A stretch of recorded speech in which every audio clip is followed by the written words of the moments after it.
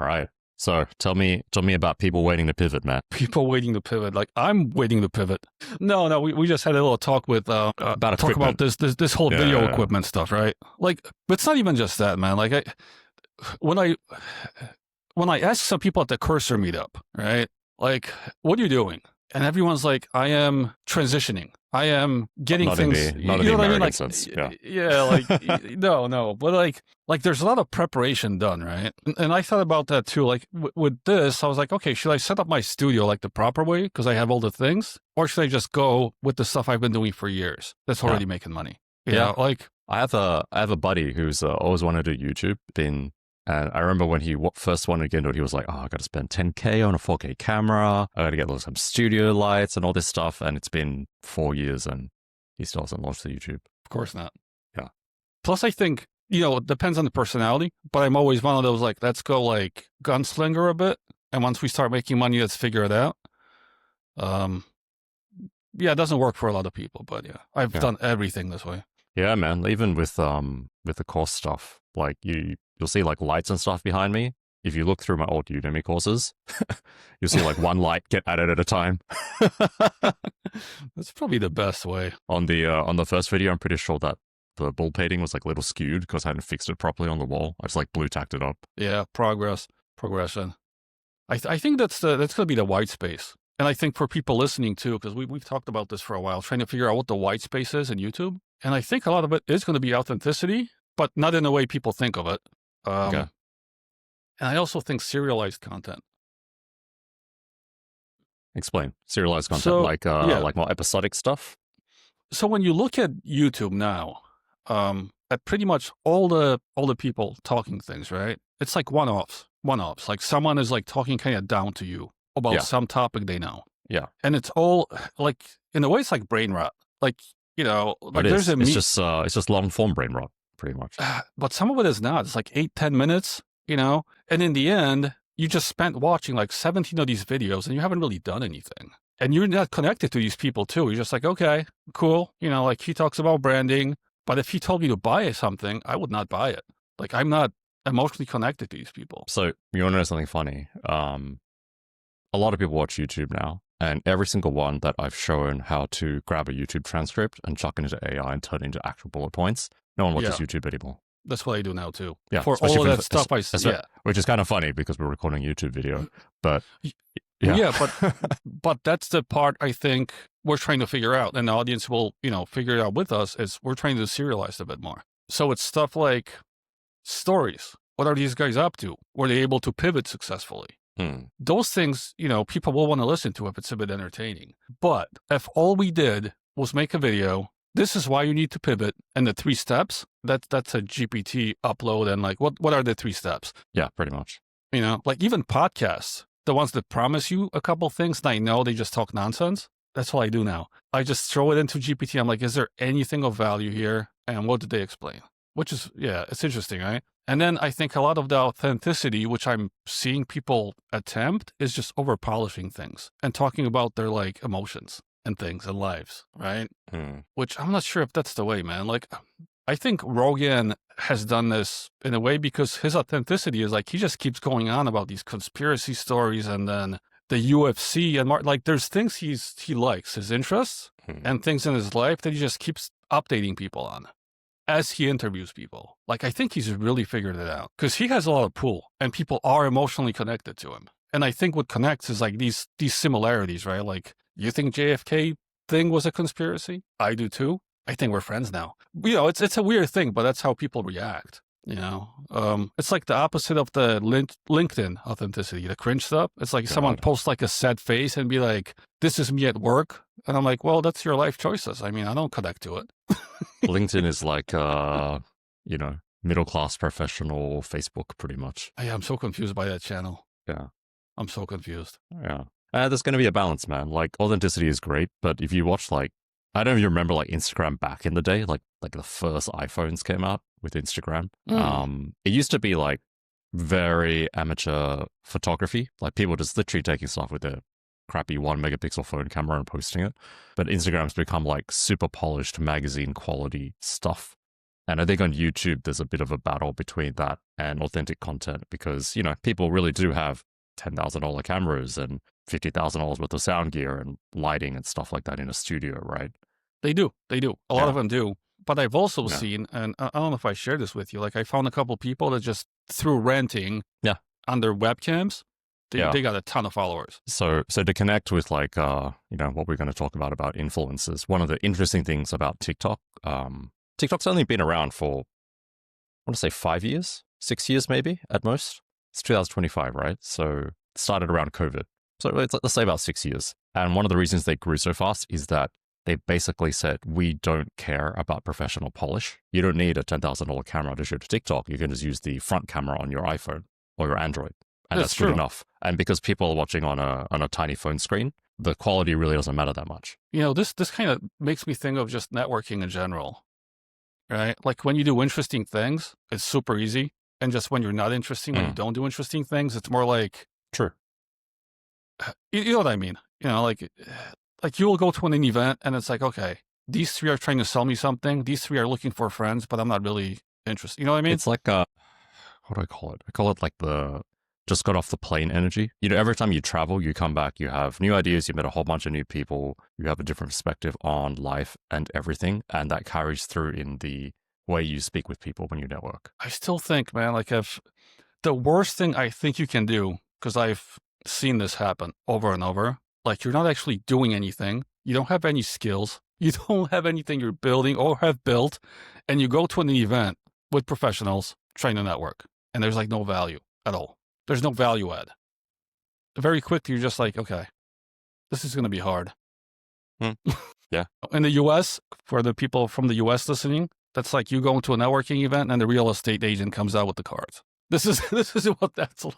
I mean, we both know the new version of that is when you go to a networking event and people ask what you do, it's like, oh, I run an agency. Well, this is one of the reasons we're pivoting. Oh, you're one of those. You're one of those. It does get better when you try not to sell them on anything because you don't need the networking event for the actual sales. It does get a little better. They're like, so what do you sell? Nothing for you. And it's like, oh. Nothing for you. Yeah. Yeah. Actually, that's the actual best way to network when you show up to an event and you have absolutely nothing you could possibly sell to these people directly. Yeah, that is true. It's kind of funny how that works. But yeah, the pivot, man. Like maybe we should go into the agencies a bit, get into the influencers, like some of these business models, because I think a lot of people are stuck now, confused. A lot are giving up too. A lot are trying to install AI software. That's not going to get them anywhere. Yep. All right. We can run through our talking points or we can just ad hoc it. Well, we can just go through the couple industries we know. All right. And just give our thoughts on it. Let's start with services, man. We were talking about services. That. Yeah. Oh man, that's a race to the bottom at the moment. It is. I had it's kind of funny. This also relates to the other industry we talk about, which is online courses. But I remember years ago I met this guy. He's like a Chinese philosophy turned business guru guy, right? And he's like, the problem with digital stuff is that it's digital, so it's all zeros and ones. So your pricing is either going to go to the max or to zero over time. And, that's a bit of like woo-woo, don't really understand how computers work kind of speak, right? But it's actually turned out to be kind of true. I like it. Were vibrations involved? Yeah. Winner takes all and everyone else prices to zero. Same with online services. I think there's a lot more to it, man. Just to the business model itself. So this is what I've seen happen with a few people lately. It's like they're going backwards, but now, I'm seeing this. So normally, because, you would have an agency, then you would get kind of sick of that because, you got clients, you got employees, all this nonsense happening. You can't really sell it. Yep. So then you start a group coaching program. If it works, then you try doing like high-end one-on-ones and courses. Like it would just go in that direction. The traditional model. Yeah. What I'm seeing now over the last 2 years, because during COVID, courses were so easy to sell, right? So a lot of people started with courses. Then they started with went to coaching, and now they went to freelancing and starting agencies, right? And they're super happy because they're like, oh yeah, with courses, I had these big launches and then I had to like do all this stuff to launch again. I'm like, okay. And then they went to freelancing. They thought that was the best thing ever. But then they're like, oh, but now I I have a ceiling. I can't get over this like 10, 20K because I'm doing all the work. So now they're moving to this agency model because it's being sold everywhere. Like start an agency. And I'm like, yeah, sign up for a I'm- $10,000 coaching program and yeah, we'll and show I'm like, you how to blah, blah, blah. this is so cute how like you're so excited about agencies and you're going to go back to that thing that everyone else does. Like now I have a ton of clients, ton of employees. I'm doing a lot of work. I also have a ceiling. You always have a ceiling too with an agency. And then one day you realize I hate this and I can't sell it. Or if I do sell it, it's for a very low multiple. And then you're going to go into something like maybe back to courses now. Or I mean, Well, yeah, you know, I mean, people don't think through what an agency actually implies, right? You basically have to do everything yourself. You hire people because you hope that they can deliver the same way that you can, but that almost never turns out to be true. And then on top of that, you got to juggle payroll, cash flow. You got to realize that every single client you have is not really a client, but it's kind of a boss, right? Because they expect something for what they pay you. And you still have to deal with everything that you have to deal with running a regular business, compliance, legal, finance, accounting, all those things. And on top of that, and I know we want to talk about this, AI as well, right? Is really changing the way that agencies work and really changing the way that clients think about what they should be able to get from agencies at what price. it's true. Yeah, I'm seeing normal clients, which just means like purchasing agents on socials questioning this themselves already, right? So I'll give you one example. This is just, like a professional working for a bigger corporation. And he goes, look, I'm on LinkedIn. All I'm seeing is all these agency owners selling people this dream of AI running everything, right? And now I look at this and I'm like, if I'm paying for an agency and they're not really being honest about what the AI is doing, I'm not sure how I should be getting priced for this because everyone's saying they're all using AI now, right? On all these socials. I'm a client. I'm a purchasing guy. My job is to make this decision of who I'm going to hire. And then I'm like, well, which part is being done by a human? Which is being done by AI? How should it be priced? Who's doing what? Like, these are even questions now starting to pop up from the buyer side. I mean, the smarter buyer side. There's like different buyers. But you can see that this is like, it's going to be a slippery slope, man. Like, agencies will be squeezed so hard from every direction. Yeah. So you take it from two perspectives. You take it from the agency perspective, right? So as a service provider, you're told, hey, you should charge value-based pricing because you don't want to become a commodity, right? And my personal take is that value-based pricing works great for anything where it's, I don't know, let's say over 50,000 a project is good value-based pricing, right? Because you can really justify that, like, hey, these couple of small tweaks, my 2 hours of consulting, it's going to make you 150K over the next 12 months. My 50K fee is a bit high, but justified, right? But when you get into regular agencies, media buying, Facebook ads, landing pages, sales copy, all that kind of stuff, it's really hard to justify that because your buyer can just go to another agency who doesn't do value-based pricing, who does by hour or a fixed fee price and get pretty much the same quality as they would get from you, right? And then the problem with that is once they do that, they start thinking of it in terms of cost. That they're like, how much does this person actually have to do to produce this quality of work? And then when you throw AI into that mix, they're like, well, it might have taken them 2 weeks before to produce a landing page for me of this quality. With AI, it's only going to take them 3 days. So why am I paying them for 2 weeks? Because they've already started thinking in terms of cost and time. They've stopped thinking in terms of value a long time ago. And agency owners will fight back and be like, no, it's really about the value. It's da-da-da-da-da-da. But at the end of the day, it is the buyer who is paying you. So they really set the price in this market because they can always just go to another agency, even if it's offshore to the Philippines or India or wherever, and pay a cheaper price for pretty much the same thing. Yeah, there's no real good answer for it. Because, so, like, as an agency owner or a specialist, you're like, well, your quality is better, right? Which is true for a lot of it. But the question is, how much better? No, right? I think my question would be like, does it really matter to a normal client? Well, does that exactly 20% really matter? How much better, right? Yeah. Because like most clients have no clue, man.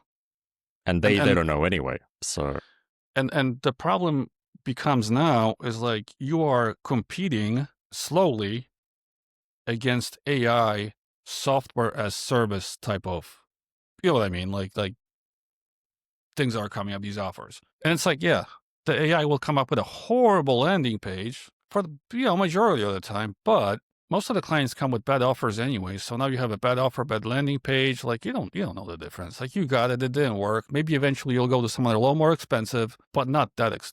I just feel like there's a squeeze. You know what I mean? Because the anchoring is wrong. I mean, rightly or wrongly, there is a squeeze.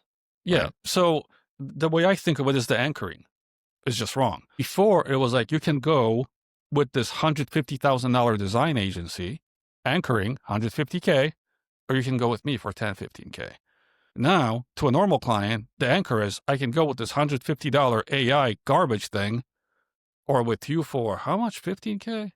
Like, you know what I mean? Like the anchor goes the wrong way to the average client. And most people don't really think logically. It's just emotions, Yes. things like that. Yeah. So the anchor is going to be like super, super against you as an agency owner these days. And this is one of the reasons I'm definitely pivoting away from it, other than the whole equity thing, which is going to be a big talk throughout this show for a long time. Yeah. I think the other thing with agencies is that, like, look, logically speaking, there's probably going to be a market correction at some point when people realize that they're paying $150 plus credits to these AI SaaS tools and getting garbage out the other end, right? Yeah. At some point, they're going to realize that, hey, this is not working. But that point is probably a few years away. And in the meantime, as an agency owner, you have to survive during that time. With labor going up. With the all cost the of time. labor going, yeah. So, yeah, agency in the current day is probably not the right model, and it's time to pivot away from it. It's probably a good starting point because, if you've never done online business, an agency will teach you a lot of things you need to know about operating online, right?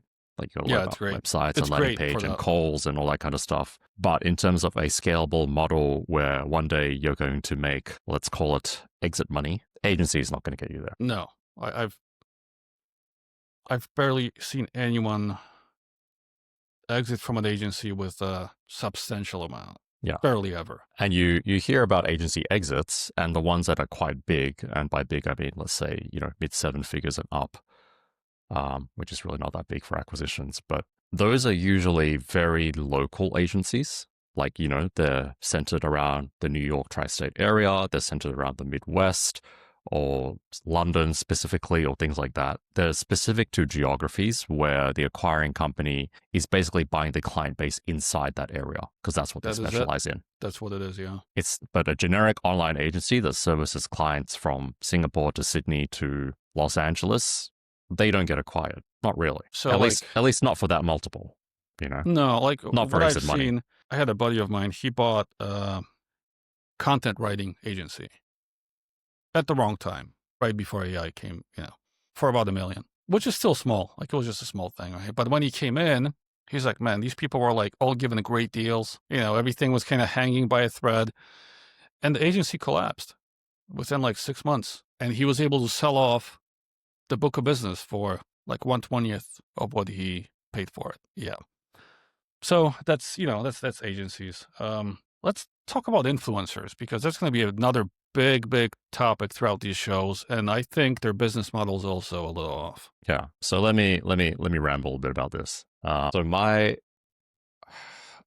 am of the opinion that human beings in general, we kind of like to follow charismatic people, and I think that's hardwired into human behavior for whatever reason, probably from tribal days on the plains of Africa, right? It's like a survival mechanism. The guy who's confident, who kind of knows what they're doing and is still alive, because back then, if it's false confidence, they're probably wrong, or they will, get eaten by a tiger or a lion or something, right? Mm. So if they're confident and they're still alive, they probably know what they're talking about, and we want to follow them. So that's hardwired into people. But we invented smartphones, we invented mobile internet, we invented social media, and all of a sudden we can't really tell the difference between fake confidence and real confidence, because the modern day world is quite safe. So what happens is we find people who have a big following and who are charismatic, and we find them attractive, and we listen to what they say. All right.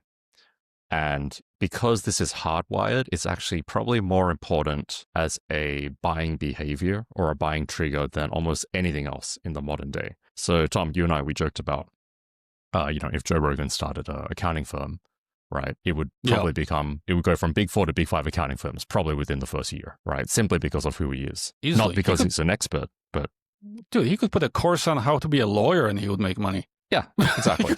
He could do anything. Same with Kim Kardashian. You know, if she started a law firm, Kardashian and Associates would probably become one of the biggest law firms in the world. They would get a ton of high profile cases and Sure. whatever, right? Whether they're any It good or actually not, sounds I don't know. It sounds good when you said it. Like, I got a visual. I was like, okay, I could see the logo for that too. Okay. Right. And I don't think I'm being cynical here. I think this is actually just how society works now. And you'll probably see it in your industry. You see people who you believe are less talented, less technically effective than you, doing services, selling courses, selling products, but they sell more because they're more famous. They have status and they have fame within your particular industry, right? And Yeah. this is kind of where it goes into influences. Yeah, I think that's a different thing. Like, though, being the silent expert is one thing, but the actual business model of the influencers is something we should really. Okay. talk We about more. can talk about that. Yeah. So my wife is an influencer here in Thailand. She is, let's say, mega level, which is not the top tier in Thailand, but probably the second tier down. So she has a lot of friends who are in the same level or bigger than her.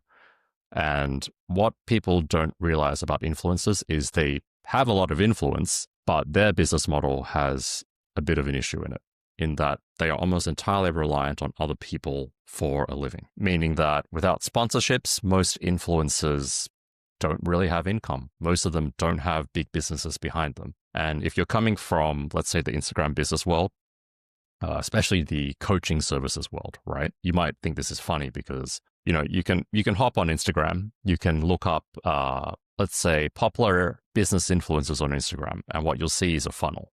You see lots of content showing, if it's a guy, it's probably going to be private jets, Lamborghinis and Ferraris or Rolls Royces, holidaying in Miami and Dubai, attractive women around them, parties and stuff like that. And then you'll see the funnel, which is opt in for this, and we'll tell you on our coaching program. I taught people how to scale, and you can too, right? And you assume that there's a business behind it. And for those people, there is a business behind it.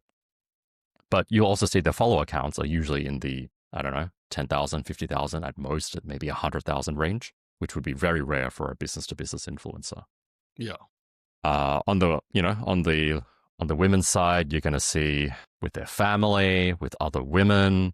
Some of them will go the status route. They'll do like the Chanel handbags, the Dior accessories and stuff like that. But a lot of them will just tout like, I live in California. My life is great. I'm connected with my family, so on and so forth. Oh, by the way, I run a coaching program that teaches you how to use, Airtable. And it is the secret thing that will catapult your business to success. And the reality is these business influencers, or business coaches rather, who have a bit of a following, they're probably only taking home 100,000, 250 at most, maybe $500,000 a year. Some of the bigger ones will clear 7 figures, but it's not very likely. Right? Yeah. So this is like a bit like how I mentioned in the beginning, right? They start with courses, they go to like coaching programs, and usually it's whole ecosystem. Yeah. Yeah. And don't really evolve past that. Yeah. Now, there's another side to influencers, which is, I guess, B2C influencers, which are your traditional entertainment influencers, right? So these are, the most famous person in the world for this is probably Mr. Beast on YouTube. But there are plenty of others as well. And I would put like streamers and gaming streamers and stuff in this category as well. And what they don't really sell anything. What they do is they entertain people with good content on TikTok, on Instagram, on YouTube, and then they monetize through sponsorships, right? Now, interestingly, how they monetize is really dependent on their industry. So, for example, if you're a finance influencer, you are going to have credit card offers, savings accounts, investment accounts, and stuff as an affiliate, and you will make reasonable money on that. But for most entertainment influencers, what they don't really tell you is that most of them have one of kind of 3 things going on. They actually have a full-time job that they just never talk about, and that pays the bills. They came from money, so their family had money, and that's really what they're spending. Or the lucky few will actually have or make enough from sponsorships to support a very middle-class lifestyle that would be equivalent to working in an office. So even though that person, I guess I can give an example. I have one of my wife's friends, I think she has like 8 million followers on TikTok and a couple of million on Instagram. She works a full-time job. She just never mentions it, And on the side, she'll get a sponsorship here for a few $1,000s here, a few $1,000s there, but it's not a full-time income, and it's definitely not exit levels of money. Yeah. There's also no equity in this. Yeah, she could not sell that business. It's just, not possible. But not just her. Like, it just seems like 90 something percent of the influencers, they have no exit. There's no equity in anything, really. Yeah. I think there's a deeper psychology thing there too, which is people don't understand why they want to become famous. We all want it, but they don't really get why. Any thoughts, Tom? Well, I've thought deeply about this because I was in the music industry for a while, and I was an artist and did all that stuff. And I liked being neighborhood famous. I never wanted to be past that.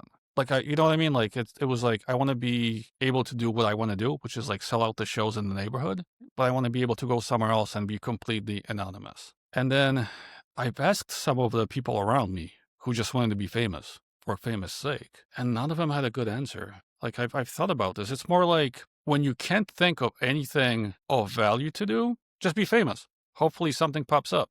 And in a way, I can see why this happens, right? Because, there's been, was it like the Haktua girl? Like those type of examples, right? Becomes famous within, a couple minutes and then is able to cash out with pretty much zero talent, zero work. And I think you've kind of identified it right there. The Yeah. actual reason that people want to be famous is actually money. They just don't want to say it or they don't realize it. Yeah, but seeing those examples, right? Like, I've never worked or accomplished anything or have any skills. I haven't really learned anything. Yeah. But there's a possibility if I become famous, Fame is a bit of a cheat code, right? it's a huge, it's a leverage. It's like ultimate leverage. Yeah, it throws out all the traditional rules of business and market economics because of how much people crave following famous people. What always makes me kind of wary of that, but again, this is just based on personalities, right? Again, like if I didn't know how to do anything, the only thing I would want to do was be famous. But even from my clients and people I know, the smartest, most skilled people I know making the most money might have like 7 followers on Twitter or YouTube, or you know what I mean? Like they're super anonymous. They just know how to do things, And well, do you think that's still true now, though? I was just thinking, like, have you seen Warren Buffett? Does he have an X account or anything? Does he actually just get on there and like be like, hey, that's the richest guy in the world? Right? But he's from a different era, different generation, right? Yeah, but I'm thinking like people like him, some of these investors, do they really? Like they might put some cringy thing like someone ghostwrites for them on LinkedIn. I know some. Yeah. There's some, yes. Yeah. It's probably getting to like 50-50 now. They still exist, but my question is, will that continue into the future? I think it depends on their business model and just what they want out of life. Like, once you make enough cash, sometimes there's this feeling of like, I want to make sure no one knows about it. I think that's a pretty common feeling, actually. I think a lot of people we know who have made a lot of money want that. Yeah, so it's like such a funny thing, man. It's like a middle life crisis, except it's a money crisis. And all it is like beginning of your life, you're going up a hill and you think anything's possible. Midlife, you start looking down and you're like, oh, that's all I got left. You know what I mean? Like it's, I got to make some choices now. Same thing with fame. I don't know anything. I want to make money. I'm going up. No, I'm rich. Maybe it'd be good best if nobody knows about me. And then it's one of those, so, but again, that's just human behavior, psychology. That's just the way we are, Initially, it's like, I want all this. And then I was like, well, now I have it, so I don't want almost anything. I would almost say that if you're in a traditional industry where fame didn't matter, so let's say, I'm trying to think of an example here. A lot of B2B. I'm trying to think like, let's say you do like a specific type of ABM software or a specific type of accounting or tax or something. I got you, because I know a guy. He's in waste management. Even that, man. I think if he had started 10, 20 years ago, he probably didn't need to be famous, but I don't know about now, which is kind of what we've been talking about with influencers, right?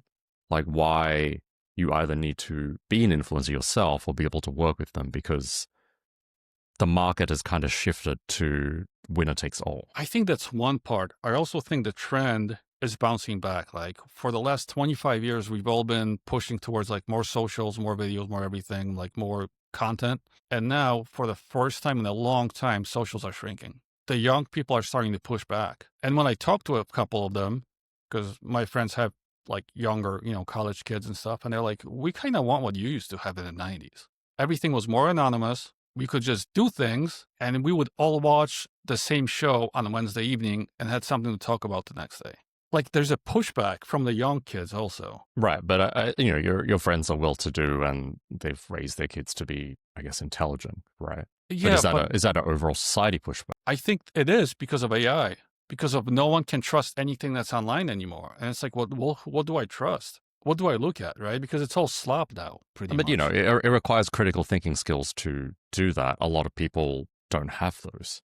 I'd say the majority of people don't have those. Maybe. But let's take, because I've looked at some of these studies. I don't know how good they are, right? But okay, someone that's a little lower IQ has an AI girlfriend.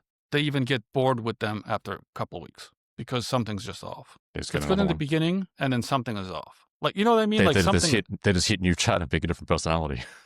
Like, yeah, you're right. Maybe someone can watch AI shorts for the next 20 years, but I don't think there's going to be a lot of people who will.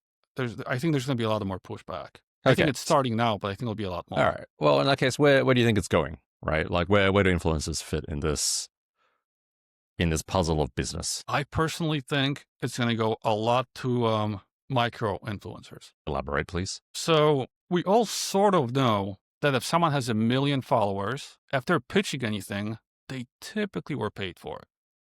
Like you said, sponsorships, 100%. anything else, right? Yeah. And therefore, you can't really trust them until you're not as emotionally involved with like what they're doing, right? Because it's always showing off, sponsorships, pitch this, look at me, I'm in Dubai. Like, it's fine. But I think some of these smaller ones, to have 1,000 true fans, not really grow past that, to be small and super influential. And it's got this weird thing, like this person's probably not getting these sponsorships, not, you know. It's kind of like what you said about being local famous. Sort of, yeah. But I think it's going to go more towards that. I think people will find their own like micro people, apart from like the celebrity type that they just don't trust as much. Yeah. I almost think it almost already is that. That's already happening. You just people just don't see it. Yeah. But I think that's going to become even more like extreme.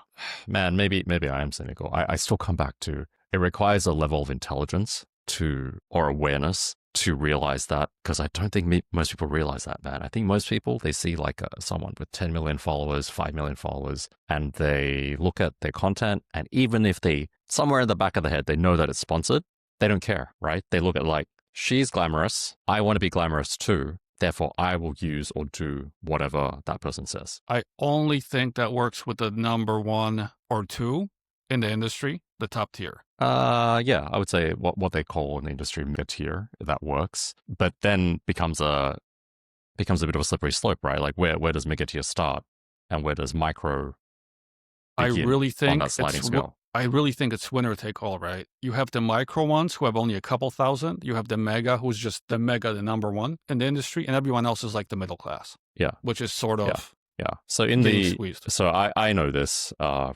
from helping my wife with some campaigns and stuff. The middle class gets in every industry, even influencers, get squeezed. It's right. Squeezed. They're not big enough to justify earning the big bucks, but they're also not small enough that they can undercharge. Right. But I think it's going to be this whole middle class that if they don't figure out equity, because the micro influencers are kind of fun for micro influencers, they don't make money. They're happy to receive, anything, they're fun for pretty marketers, much, really. Yeah. Because they're easy to start working with because they haven't really got anything. The top tier, like, you can't really get to those because that's, unless you're a huge brand, there's just no way. You just need to pay. You pay for access, essentially. But you got to pay a lot for access. Yes, correct. Yeah. But I think the middle class is what, like, every other industry will be squeezed in some way. A lot will be replaced by AI influencers because there's already some with millions of followers. But I do think that middle class will have to figure it out. Or at some point, they're going to be sort of having to get jobs. I mean, it's not at some point. Most of them already have jobs or have. No, I'm saying the ones that don't and don't want it. Or the ones who are like, and it doesn't make sense. Like, if you have 8 million followers and if you pick the right business model along with it, you should be a multimillionaire, no question. There's no way in the world you should need a job. Yeah. But the reality is a lot of them do. They do, because it's the business model problem, right? But I think with things being squeezed, it's going to be like, well, if you don't figure out a business model problem, you're going to get like one new bag or whatever, like once a month, and that'll be it. And it's like, why did you work so hard to get so much influence for a bag? And that's actually something people don't realize about influencers, which is how intensive the business model actually is. It's probably on par with running an agency, actually. I think it's a lot more. Yeah, I remember they're your literally wife, man. Like she was oh getting yeah, ready for like 3 hours for like a photo shoot or something. like it's literally from the time you wake up to the time you fall asleep, you are shooting content, editing content, dealing with marketing agencies who give you the Mhm. sponsorships and stuff like that. It looks glamorous once it's all edited into like a 5 minute video Yeah. or Yeah. 30-second reel or something, but the actual production is a lot more work than people think it is. Yeah, I can imagine this. Can you like, we're probably going to complain about spending like 1 minute to 1 minute to edit this YouTube video, but But influencers who do short yeah. form, man, they're spending 3 hours to edit a 20-second clip, I've actually never seen it at work. I just, like I've seen it from the sidelines, but I've never actually like 3 hours for 30 really? seconds, man. Yeah. The closest I've seen is when we were making music videos back in the days. That was a couple days worth of nonsense to get right, but that's like the closest I've been to that. But that's for professional grade stuff that really hooks attention. That's just what it takes, man. Yeah, like I what can what imagine. music tracks like what 2 to 3 minutes maybe. Hmm. You're gonna spend a few days in the studio at least editing that. Maybe we should touch on the last group that we'll be talking about a lot on here, which is software developers and their business model that doesn't usually exist. So okay, so not to single out software developers. This is true of every technical professional, right? You go to school, you become a software engineer, you become an accountant, you become a lawyer, you become a whatever, highly trained white collar professional, and you're really good at what you do, right? In a traditional corporate setting, you just plug into the system.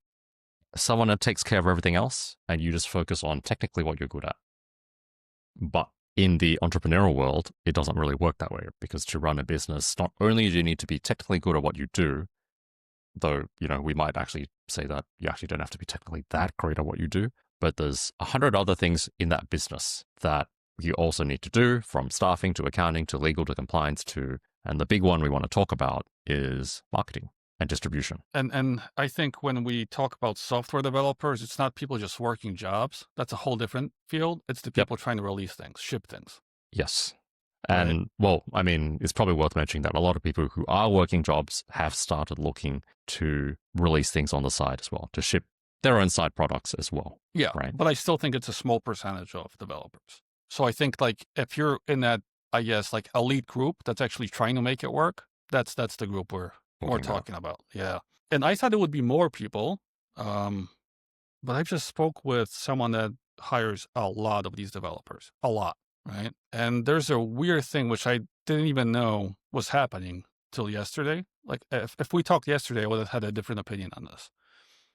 I would think that all the developers are trying to get into AI to help them 10x their development and ship things on the side because they can do it so fast and just don't have the marketing figured out. What's actually happening is the junior developers are trying to do this without knowing how to really develop. They're trying to get AI to 10x their low development skills. When these companies try to find senior developers who use AI, what they're finding is these old, smartest, best developers are so confident, so heads down, they're ignoring all the new tools. And they're having a really hard time finding someone that's a senior developer that actually knows all the newest AI stuff and can really orchestrate it. It's almost impossible, which I had no idea. It kind of makes sense because lately I've been dealing with a lot more developers and I'm seeing egos even from people who shouldn't have them. So I can see this as like a development like trait. I can see it. Like they're very stuck in their ways. Like I do WordPress plugins and I'm like, they get emotional about things which just to me don't matter whatsoever, So I can kind of see it, but then it makes it really interesting, right? Because then when I ask the people who are shipping things, because some of them are shipping things about marketing, it's either like crickets, I hate it, I just want to code, or whatever else they come up with, right? But it's in the end, there's no business model. Like, yeah, you're building things for who? I mean, that's the traditional technical mindset, build and they will come, right? That's hard for me because I'm a marketer. Like that's I know, one of but those, that is their mindset. And it's also the reason that, SaaS experts, like, let's say like Rob Walling, he's like, you should basically start marketing the day that you start coding. I also think a lot of these experts we listen to, they're saying things that worked for them 10 years ago, right? Because I always question it. Things change. The build in public hype that kind of got a lot of these things going doesn't exist anymore. Like you barely see like real build in public cases these days. Sure. Unless, it's become a bit more of a marketing channel, right? Well, so here is what happened. unless you're an indie hacker or a software developer selling to other indie hackers or software developers, there is no upside whatsoever to build in public. No, because your audience wouldn't be online and they don't really care for following you anyway. And 3, your people you're showing this to are going to take your idea probably and run with it if they have a better following than you or anything, any other leverage that, So I think a lot of this, like market your software from day one, that's tough because, getting like free signups or likes on TikTok from B2C on software that doesn't exist, that's not a real signal. The only signal is like, are people paying? Mm-hmm. You know what I mean? I mean, like this is it's just from marketing, from what I've seen. For like B2C, there's no signal unless like someone's putting $1 into your pocket. With developers, it probably worth influencers noting that as well. Yeah. But if you're, selling to indie hackers and you're an indie hacker, there could be a lot of signals before you're actually making money. And I've actually seen some smart ones just put one of these like donation things and like, I'll update you faster on the next, GitHub version, and they're making money from day one. But it's like that build in public indie hacker to indie hacker thing. But on B2C, it's just like, if I see someone posting something really smart that they're building, all I see is like, yeah, I'm doing the same thing now. So there's just no upside. So I think, these old experts, like you got to really, I don't think there's a business plan behind most of it at all. I think the intention is more like you have to start thinking about marketing the same time you start working on the actual app, right? You cannot ignore marketing. You should probably think about that before you make anything. Right. Well, I mean, you are a marketing expert, Tom. I mean, that's... No, it's just like, if you don't see how you're going to sell this, like, why build it? Yeah. But that's not how developers think. That's not how they're trained to think. I know. That's how engineers are trained to think. This is why we're also going to be talking a lot about software developers through these shows, because it's one of the things we're getting into, and we're seeing the crowd just has no idea what to do next. Just build things. I just keep building things. Another build and hackathon. ship, and it'll somehow magically work in the marketplace. It's funny. I got a buddy that goes to these hackathons, and he sends me like at least one of these every week. Yeah, look, this is this cool thing someone built, made no money. All right, let's tie this together, man. So what do we got? We got AI, right? Which is having a big impact on traditional business models like services and online courses. We have AI affecting the client side as well with what people are willing to pay for. We have influencers who have basically hacked the greatest cheat code in modern society, which is getting famous, right? Whether on a micro scale or a mid scale or a mega scale. And we have developers who are very good at what they do, but marketing is in the very, very, very, very far off distance for them. Everyone's getting squeezed. Somewhere. Different for everyone, but they're getting squeezed because of all these factors in the current day. It's like, if we could just sum it up very easily, between these groups, either have all equity and no distribution, or distribution and no equity. Right. So the pivot here is, how do you get a bit of both? Yeah. Software is equity, influencers is distribution. So share in both, right? Software developer shares some of his equity with the influencer, gets distribution. Influencer gets some equity and does distribution. And then hopefully everything aligns. Exit. And some money is made, right? Yeah. But why have we called this exit only, Tom? You came up with the name, buddy. So in an ideal world, let's say a software developer shares some equity with an influencer. The influencer takes some of that equity and uses their distribution channel, right? Ideal world, the business makes money. But because of the way that we've talked about AI, we've talked about how the influencer game works, there's no guarantee that business is going to last forever. Maybe good for 3 months, maybe good for 6 months, maybe good for 12 months, maybe good for longer than that. But if you don't have an exit-oriented plan to get out of that business, you are leaving money on the table. This is like the question, right? Like, would you want to have $1 million now or 20,000 paid over the next 10 years? Almost always, forget about the mathematics of it. Think about the practicality of it. $1 million now is always going to be better. Yeah, always. Because what you're doing is you're speeding things up. Yeah. And you're buying yourself options using money, right? Think about all the things you do with $1 million now compared to 20,000 slow dripped over the next however many months. Which again is uncertain. Yes. It could stop. It could stop at any time. Yeah. Correct. Which is why to make this pivot, we have exit only. Exit only. All right. Why are we all in on this, Tom? Why do we believe in this? Two things, right? And when we talked about this behind the scenes a lot. One, software is going to eat the world. Well, continue eating the world. Yeah. But I think it's, like it's going to continue and do a lot more. Yeah, Yes. it's going to continue. And the only real distribution left will be trust distribution. Authenticity, trust-based. Which is either you or other people with influence that you can leverage. If you're marketing for any amount of time, you can see it. The socials, reach is down. Almost every channel is dying. Ads are up. Placements down there too. SEO, I don't even want to really mention because that's just, that's no man's land at this point.